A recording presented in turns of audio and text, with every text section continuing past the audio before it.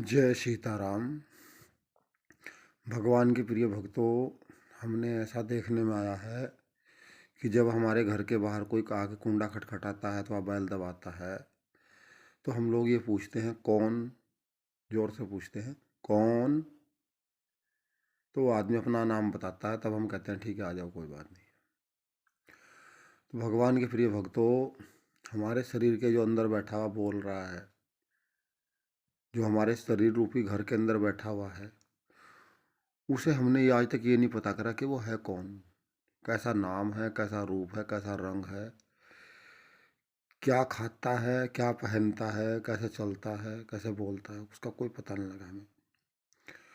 और भागवत में लिखा हुआ, श्रीमद् भागवतम में, कि जैसे जंगल में कोई सरोवर होता है, बहुत बड़ा तालाब होता है, और अलग अलग जगह से बहुत सारे पशु उसमें जल पीने के लिए आते हैं और एक जगह इकट्ठा हो जाते हैं, और फिर वो जल पी कर अपने अपने स्थान पर चले जाते हैं। तो जैसे वो सरोवर के पास इकट्ठा होते हैं बहुत सारे, ऐसे ही परिवार का मिलना बताया है, और फिर अपने अपने स्थान पर चले जाते हैं, वैसे ही परिवार का आपस में बिछड़ना बताया गया है।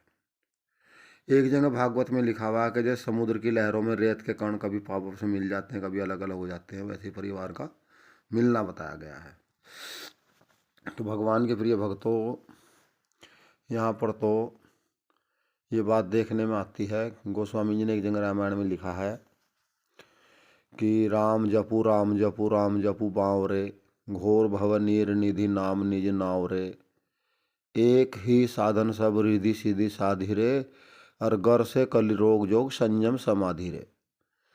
कहते हैं जैसे कभी पीछे कोरोना काल आया था, जिसके पास बैंक बैलेंस था, पैसे थे, वो अपना आराम से जीवन में घर बैठा रहा, दाल रोटी चलती रही ठीक से। और जिनके पास पैसे नहीं थे, रोजगार भी नहीं था, वो बेचारे पैदल चल चल के सड़क पे मर गए।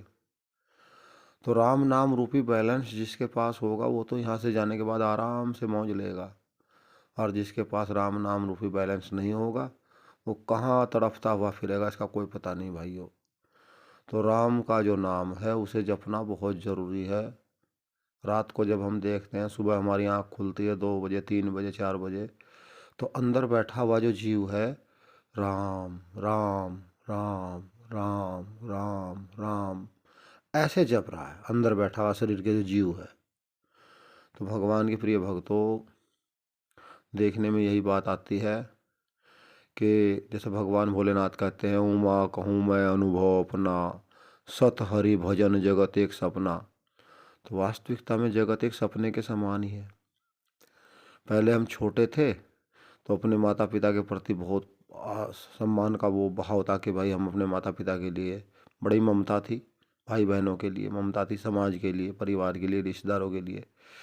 फिर वो दुनिया एक अलग छूट गई, माँ बाप अपना भगवान के यहाँ चले गए, तो फिर पत्नी बच्चों में ममता आ गई। तो भगवान के प्रिय भक्तों, जिन्हें हम बहुत प्यार करते हैं, बहुत प्यार करते हैं, एक दिन वही हमें छोड़ करके वापस मुड़ के आ जाते हैं। तो कहने का अभिप्राय यह है कि हमें अपने लिए जो है भगवान का भजन जरूर करना चाहिए। संसार में तो हमारा जो जीवन है, इसमें हमें लोग मिलेंगे भी, प्रेम भी करेंगे और अपनापन भी सब दिखाएंगे, लेकिन वास्तविकता में जो भजन है, वो भजन व्यक्ति का अपना निजी खजाना होता है। जो नाम जाप होता है वो अपना खजाना होता है, उसमें कोई बांटता नहीं उसे कोई भी। और संसार में बहुत सारे कार्य होते हैं, व्यक्ति कोई अपने लिए समय निकाल लेता है, कोई नहीं भी निकालता है। माया इतनी प्रबल है कि जीव को भगवान की तरफ जाने की देती ही नहीं है। और बड़भागी लोग होते हैं जो भगवान का भजन करते हैं, चाहे वो अयोध्या में है, वृंदावन में है, काशी में है, चित्रकूट में है, हरिद्वार में, कहीं भी हैं, वो बहुत बड़भागी हैं जो भगवान का भजन करते हैं। अन्यथा आदमी के पास अब समय ही कहाँ है। वो तो कोई गरीबी में पिस गया, तो कोई अमीरी में, मतलब अपनी जिम्मेदारियों से बंधा हुआ है। हर आदमी का अपना अपना अलग अलग है। कोई घूमने में मस्त है, तो कोई अपना अन्य कार्य में। जीवात्मा है, वो संसार में आके बहुत कुछ देखना चाहती है, अनेकों चीज़ों का रस चखना चाहती है। तो भगवान के प्रिय भक्तों, सब अपना अपना एक ऐसा है कि पुत्र जो है वो अपनी करनी का फल भर रहा है, बेटा और पिता अपनी करनी का फल भर रहा है। सब अपने अपनी करनी के लिए आए हुए हैं, अपनी करनी को पूरा करने के लिए। कोई आनंद में है तो कोई पीड़ा में है। ये संसार का एक नियम है कि सभी एक जैसे नहीं है। जैसा जिसने बोया वैसा वो काट रहा है। भगवान के प्रिय भक्तों, कहने का अभिप्राय ये था कि हमें वाकई में राम का नाम जाप करना चाहिए, और सुबह के समय करें, 4 बजे 3 बजे करें तो बात ही क्या है। और बड़ा ही एकांत होता है, बड़ा ही शांत माहौल होता है। और ये समय है ब्रह्म मुहूर्त कहते हैं, जो ब्रह्म मुहूर्त का समय है, ये समय बहुत कीमती होता है, बड़ा ही कीमती होता है। और इस समय को जो प्रयोग सही दिशा में कर गया वही बड़भागी है। जय जय सीताराम, जय जय राधे श्याम, जय गौ माता, जय गोपाल।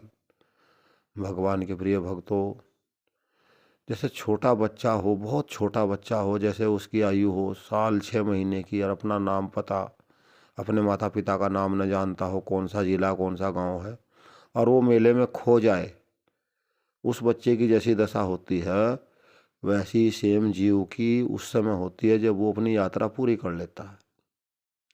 तो भगवान के प्रिय भक्तों, ईश्वरीय कृपा सबके ऊपर बनी रहे। भगवान सबको आशीर्वाद दें, भगवान सबको सद्मार्ग दिखाएं, और भगवान जो है सबकी उन्नति करें, ऐसा हमारा अभिप्राय है। हम चाहते हैं कि भगवान जो है सभी जीवों पर अपनी कृपा पूरी पूरी बनाए रखें, किसी के जीवन में दुख ना आए, सभी अपना जीवन जो है खुशी से व्यतीत करें, ऐसी हमारी मनोभाव इच्छा है। राधे राधे।